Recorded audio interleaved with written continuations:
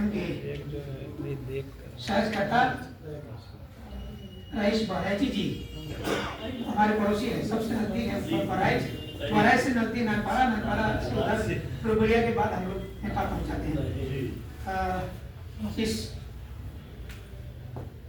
मुशायरा का सम्मेलन और सम्मान समारोह के सभाध्यक्ष जी वो आपके और करीब के हैं। बस में पैकर हापड़ी प्रणव संस्था की अध्यक्ष महोदय, इस संस्था के उपाध्यक्ष जी, सचिव जी और अन्य संस्था के सदस्य पदाधिकारीगण और यहाँ उपस्थित सभी साहित्यकार, शायर, सभी को मैं नेपाल की तरफ से और मेरी व्यक्तिगत तरफ से मैं हार्दिक प्रणाम अभिवादन करता हूँ।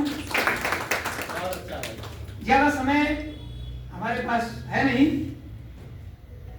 कोई भी आयोजक प्रमुख अतिथि को समय में बंदेज नहीं करता है, लेकिन समय ऐसा होता है वो सबको बंदेज करते हैं, बंद करता है अपने अंदर।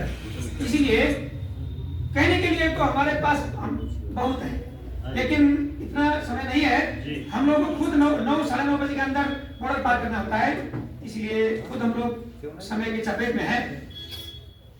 बस में पैकर हापुड़ी इस संस्था को मैं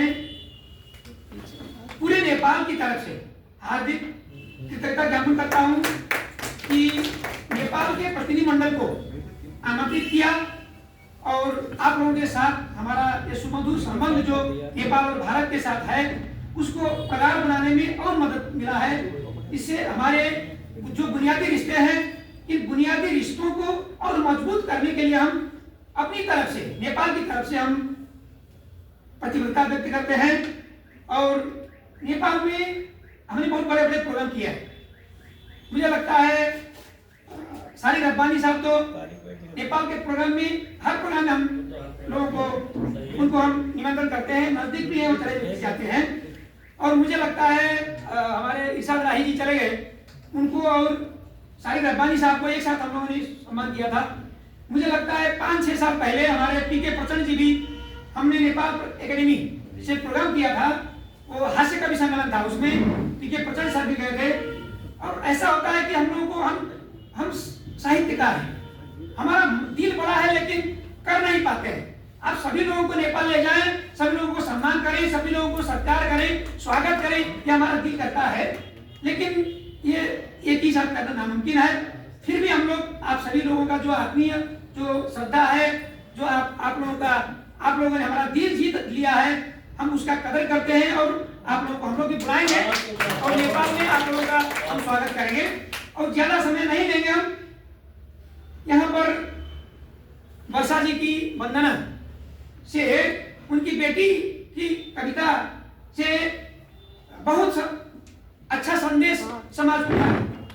इसके साथ ही मधोस जी हैं, पर उन्होंने मधोस कर दिया हम सभी लोगों को।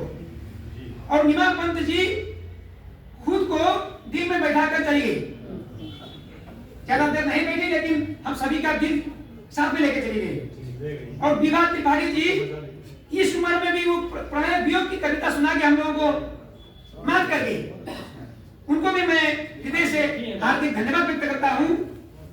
और पीके प्रचंड जी जो है हमारे बहराइच के, उन्होंने तो 4 बच्चों के अब्बा के साथ प्यार कर दिया।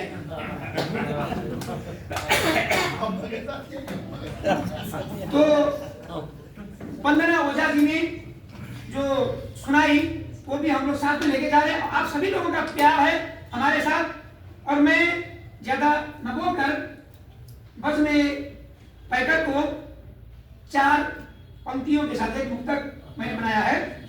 स्वागत। बज में पैकर भारत की शान है, पैकर ही कवि शायरों की पहचान है। जोड़ा जो पड़ोस को और सर्जकों को, जोड़ा जो पड़ोस को और सर्जकों को, बज में पैकर को नेपाल का हार्दिक सम्मान है। बज में पैकर को नेपाल का हार्दिक सम्मान है। बहुत बढ़िया भाई। अब मैं एक श्लोक नेपाली बोलूंगा, उसका अर्थ हिंदी में भी है, उसको भी पता होगा, उसके बाद मैं यहाँ से चला जाऊंगा। बहुत दिल जीत लिया आपने भाई, दिल जीत लिया। जिंदाबाद। हमारी वर्षा जी ने बेटी की कविता सुनाई। मैं आपकी कविता सुनने जा रहा हूँ। आप मतलब नारी की कविता है। हम लोग नेपाल में शास्त्रीय छंद में मैं कविता लिखता हूँ, गद्य में भी लिखता हूँ, पद्य में लिखता हूँ, लेकिन मुझे गद्य कभी कोई नहीं बोलता, पद्य कभी बोलते हैं। वो एक अनुष्ठुप छंद की है।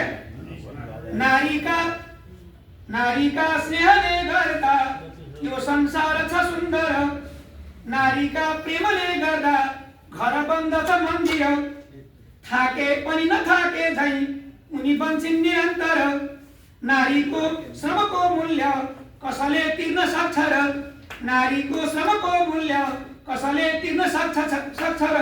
इसका भाव मैं आप लोगों को बताने जा रहा हूँ।